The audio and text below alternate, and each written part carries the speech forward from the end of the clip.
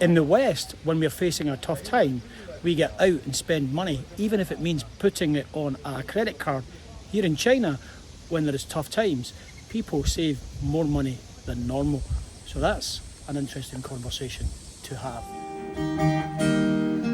岸上一匹野马，可我的家里没有草原，这让我感到绝望。董小姐。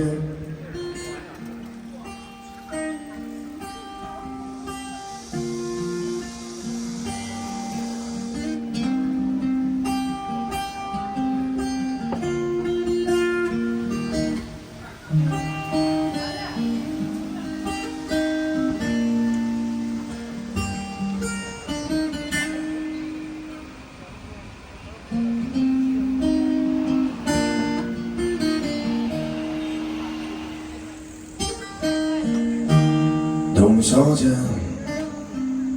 你熄灭了烟，说起从前，你说前半生就这样吧，还有明天。董小姐，你可知道我说够了再见，在5月的早晨，终于流失了睡眠。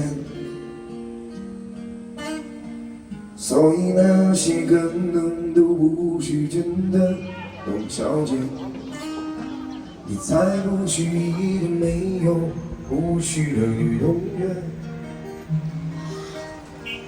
岸上一匹野马，可我的家里没有草原，这让我感到绝望，董小姐。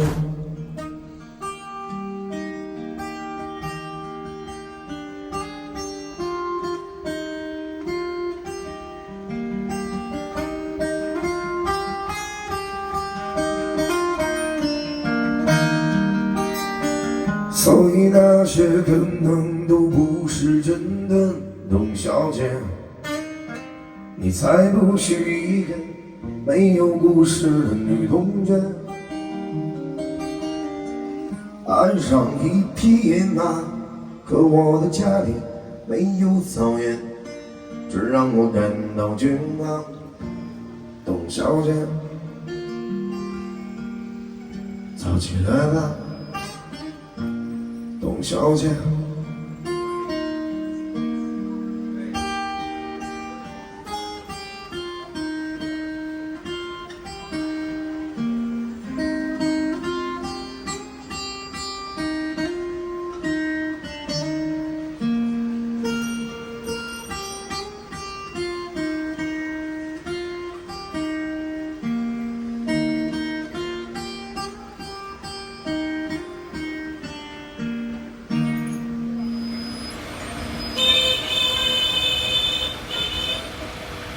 So, welcome back to my channel. It's me, Ian, here in Beijing, and it's a hot, sweaty Beijing. It's about, 38 degrees or something. So, yeah, I've been out walking around and sharing that with you, and I'll continue to share that with you through this video.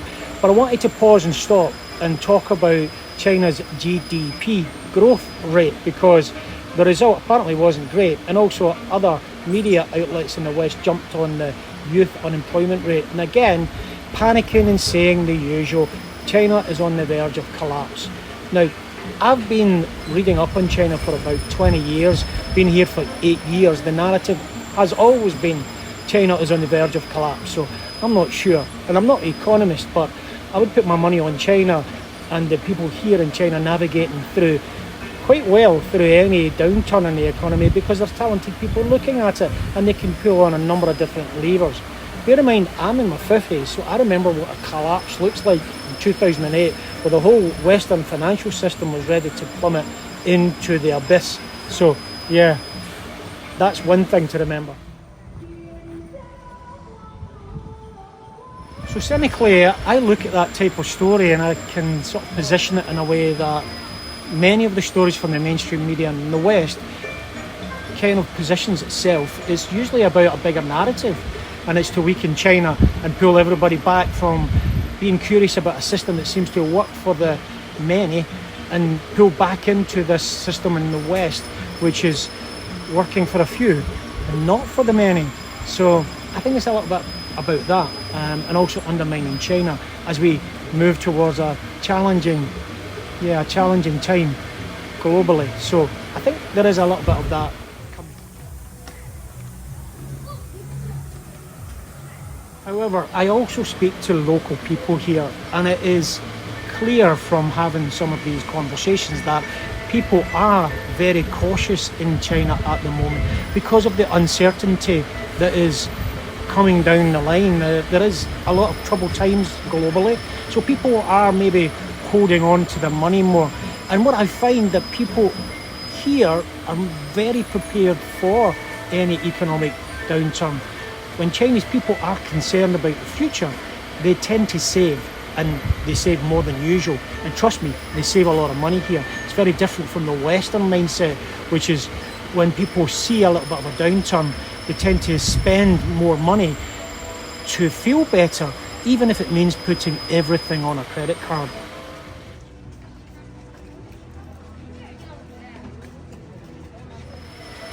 And that brings me back to some of the things that I've always tried to teach my own two kids, these two.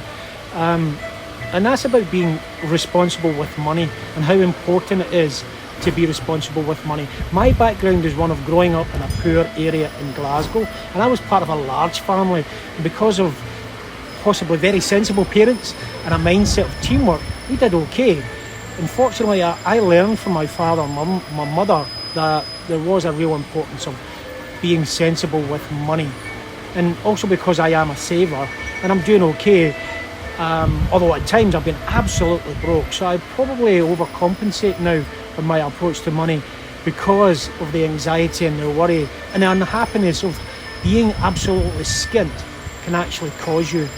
So my simple approach to what I always talk to nag my two kids about is a few quick 10 points. The first point is stay away from credit. Okay, there is some credit that's worthwhile having if it's giving you an asset, and there is times you have to navigate credit to get a good credit score in the UK. But on general, number one, stay away from credit. Number two is pay into a company pension. Number three is pay yourself first, and if you can, pay yourself about 20%, if not more, if you can afford it. Number four, build up an emergency fund. Number five is build up an FU money fund. Basically what that means is save some money, put it to the side so that if you're in a crap job, you can turn around and say, FU, I'm off somewhere else.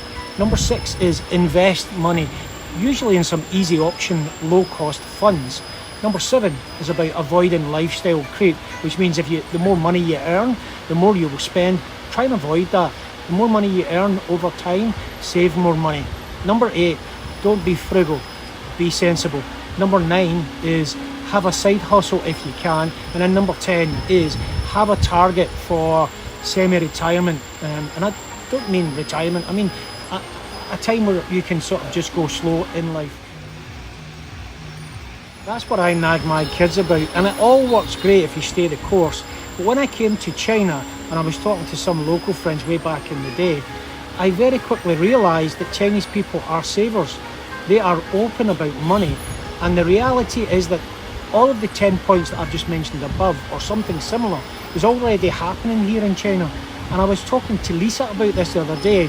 She explained a little bit to me about why this is the mindset here in China. So Lisa was telling me that historically, because of the lack of a good healthcare system, or the need to provide early childcare support, or a decent pension not being available, or in fact quite a weak welfare state system, then people would save to mitigate any future cost to them.